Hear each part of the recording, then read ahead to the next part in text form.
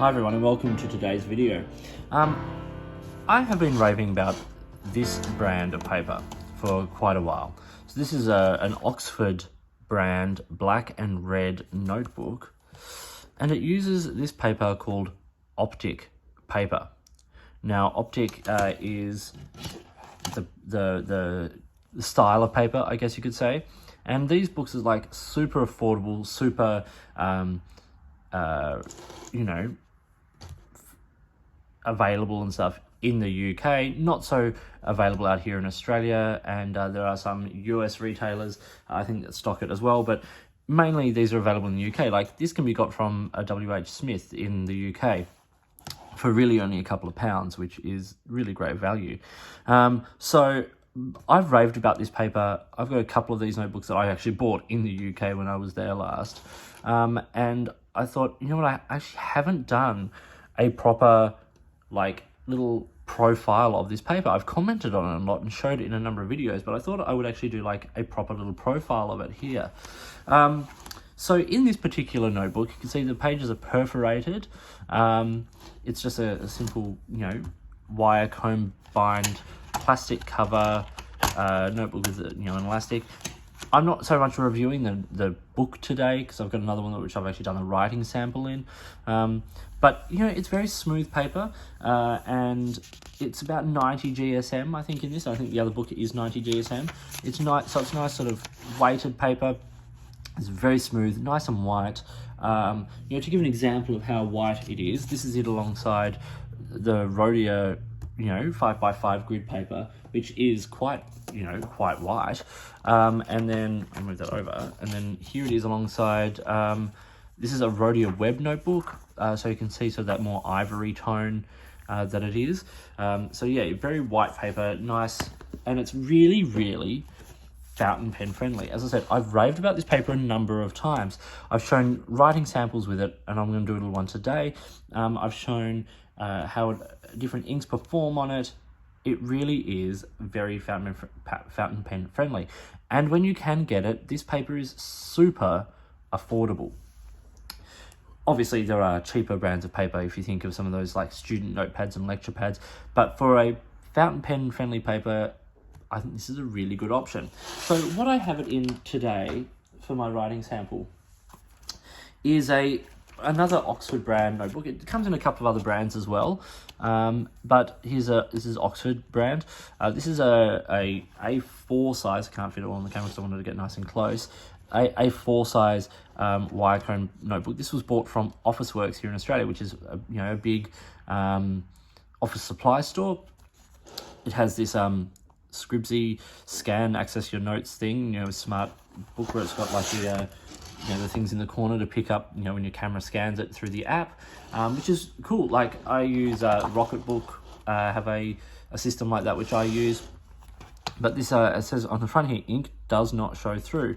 So it's 120 pages of finest quality paper at 90 GSM. So I'm getting a bit of reflection from that light. It's a very shiny cover. Oxford since 1982. And as you can see there in the bottom corner, if I can get it out of the glare, it says Optik paper, 90 GSM, feel the difference. So let's have a look. So in the back here, I have done a writing sample with a number of different inks. As I said, it's Optik paper, 90 GSM. So I've got Robert Oster Cafe Crema in a Sailor Pro Gear hard medium, Noodler's Q Eternity in a extra fine crispy eco, Waterman Audacious Red in a 0.5 platinum preppy, Lamy Petrol in a Lamy 2000 medium. Then I've got Graphon Faber Castell Carbon Black in a Muji fountain pen, which is a fine. Noodler's Base State Blue, that ink that I use to test the quality of just about every paper I can put it on. And then I've got a ballpoint pen, a Pilot Friction, which I've done an erase of, which has come up quite nice. Rollerball pen, Tombow Mono 100 2B pencil, which erases very nicely. This is a coated paper by the feel of it. I found it hard to get a lot of information about the brand and about the makeup of the paper. So I'm not exactly sure if it's a coated paper, if it's a vellum paper or something like that. But it's very smooth, and it's as you can see, it's quite sort of ink resistant. You know, the wet inks really stay wet on it. They sit on the surface, and you get some lovely shading. Like, just look at the Pro Gear there, the Cafe Crema ink, and the shading you get from that. It's a nice shading ink, and even Lamy Petrol there shades beautifully. And then everything like the Sharpie marker and all of that also look fine on the page. There's no feathering. You know, it's beautiful. On this side of the page, you in a way it reminds me a little bit of, say, like the Maraman Nemesign paper, except it's not quite as waxy as that. This is sort of, ink still seems to, like, pens work on this, whereas if a pen's gonna skip and hard start on any paper, it'll do that for me on the Maraman paper. Let's look at the reverse side of this page now. So as you can see, from the majority of the writing on this page, nothing has come through. The Sharpie marker has come through. You expect that. It's an alcohol-based ink, so it will come through. But even, you know, Noodler's Base 8 Blue, if we look up nice and close here, hasn't come through at all. You know, there's that line, and a lot of other paper, even that'll come through slightly on Rhodia, which is Clairefontaine paper. You know, so I think this performs really well. So I'm going to do a little writing sample in this book now, just so we can see sort of the paper in action, and then I'll show you the reverse of that. And I've chosen something that's not going to abuse the paper by any stretch, but it's going to put down a nice amount of ink. So here I have my Jinhao 159 in this beautiful purple finish, which I just adore. And in this I have Ackerman Simplicity's Violette, the number 13 ink. So what we have here is an Oxford brand. It's not the, like, Oxford notebook with Optik paper, 90 GSM, and I'm writing with a Jinhao 159 with a Goulet, which is a Yovo 1.5 millimeter stub nib. Big nib. Wet. Lots of ink on the page. And a nice wet ink as well, but just really heaps of ink. And, you know, also, aside from the fact, it's a beautiful, lovely, crisp nib as well. Okay, just so we can see the wetness in action, like, that's putting down a nice amount of ink. And now we'll just do a scribble on the page, test the endurance of the paper against, you know, this much ink. So I can see that one particularly has affected the top of the paper because I was put down quite a lot of ink. But yes, we are putting down a large amount of ink in that sample, and it, like, firstly, it looks beautiful. Let's not, you know, like, the color on that page looks great. But what you notice is, I don't know how well it's going to come up on in this lighting and everything, but there's sheen on the writing. Like, this ink does sheen, a nice sort of gold sheen. I think it's slightly picking up some of it there. As it's drying, it's, you know, it is sheening, but some of that ink is still wet on that page. So obviously a catch with using really ink resistant paper is that you are going to get a slower dry time. It does, because the ink sits on the surface as opposed to being absorbed into the paper, you do get a slower dry time because the ink actually has to dry on the surface. But it does mean you get sheen, it does mean you get shading, and it does mean the colours look really great. And this is a beautiful purple, and I think it actually looks really great on this page. As I said, it's lovely white paper. Just once again about these sort of scanning code corners here. Like a lot of these apps, what you do is you have an app on your phone and you scan the page, and it notices these dots in the front on the corners, or like the Rocketbook has a black border around the entire page, and it allows you to digitize your handwritten notes. Now, it doesn't necessarily always do things like handwriting recognition and turning it into type, but it creates a PDF of the pages or a JPEG of the pages that you scan in.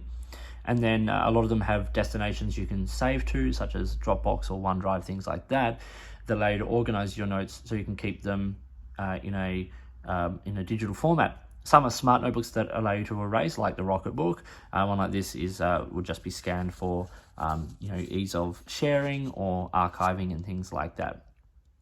But I think these notebooks with these smart editions are a really great option if you are someone who does a lot of writing but doesn't necessarily have a whole lot of space to keep your notebooks once the writing is done, so you can scan those pages in.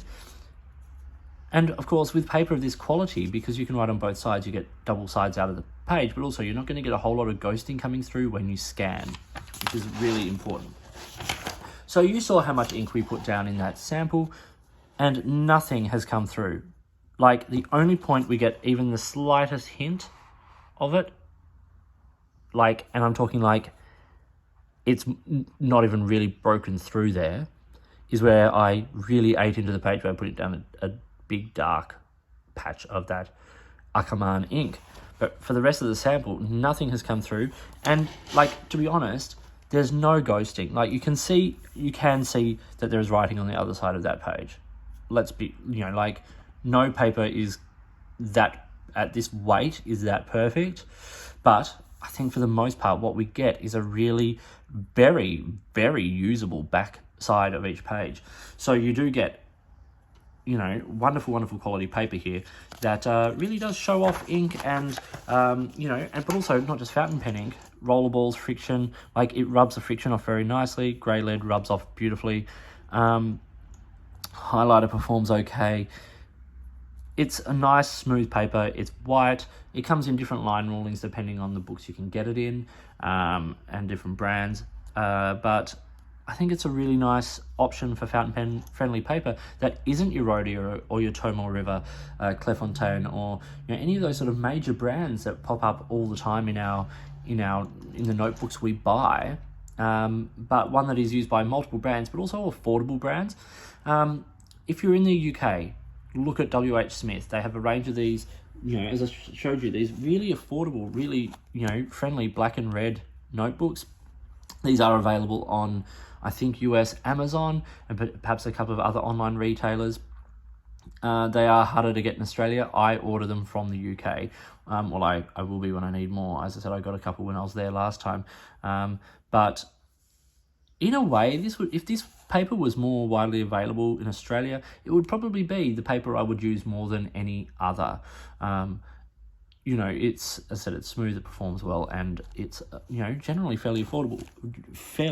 As I said, this big notebook, this big A4 one here, I got from Officeworks here in Australia, and I don't know how available they are through different Officeworks retailers, because I have only found it in the one physical store of the stores I've been to. It's only been at one of them, but I think that it's paper that is worth looking at, and if you can get these or any other notebooks, this I think was about $7, so $7 for 120 pages. It's not too bad a price at $7 Australian, and like, it'd be great paper for university students, things like that, because I said you can use both sides. It's not super expensive, and I think really it performs so well. So look, check out Oxford notebooks as your first port of call with these, and the paper you're looking for is Optik's paper, or Optik paper here. Even the logo there has a fountain pen on it. It says, ink does not show through, all of that, and I think we've shown today that that's really a very accurate and apt statement. Hamlin there is also mentioned. So yeah, Hamlin, my Oxford, that sort of stuff. It's all there. Check it out. Worth looking at.